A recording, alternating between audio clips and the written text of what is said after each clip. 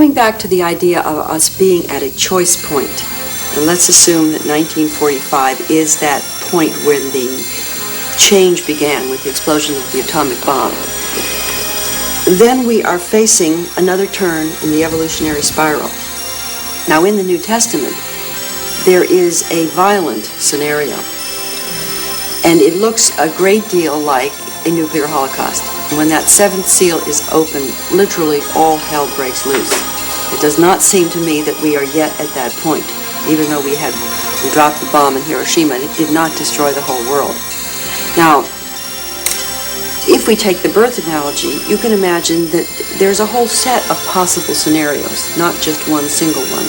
So there's a negative set, of which nuclear holocaust is one, and there's some other possibilities. I mean, there's biosphere collapse, there's total social alienation. We've seen a lot of these scenarios in science fiction.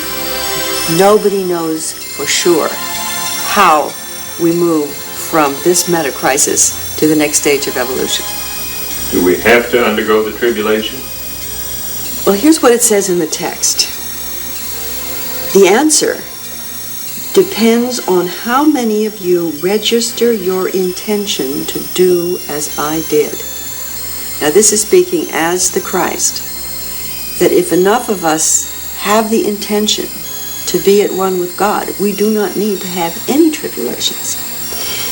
If 1% of the human population were to vote consciously for the future as exemplified by me, by the Christ, the mass destruction could be avoided.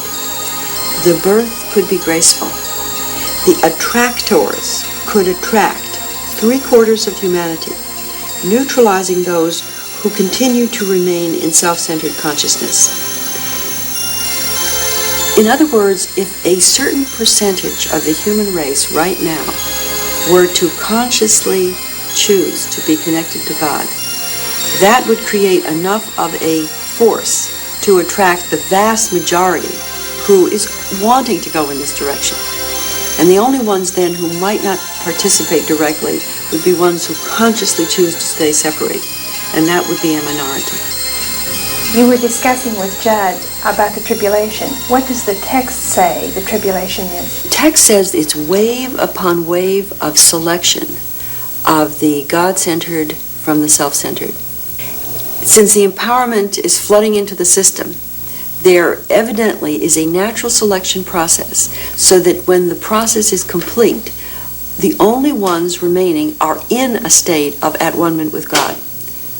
There are no people left who have the illusion of separation.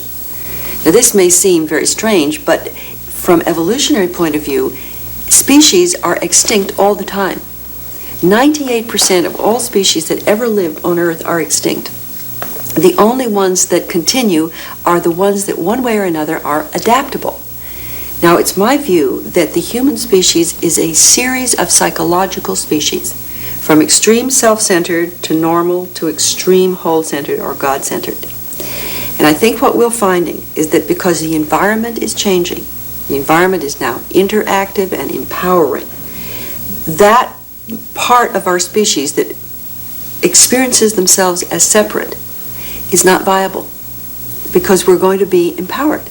So the tribulations is a selection process. So what will it be like? What will the selection process actually be like? This is one of the most far-out ideas in the New Testament and also in the Book of Co-Creation. From the Book of Co-Creation point of view, it says that every single act, intention, desire, and thought is evaluated. And the criteria of selection is this intention, act, desire, or thought viable at the next stage of evolution?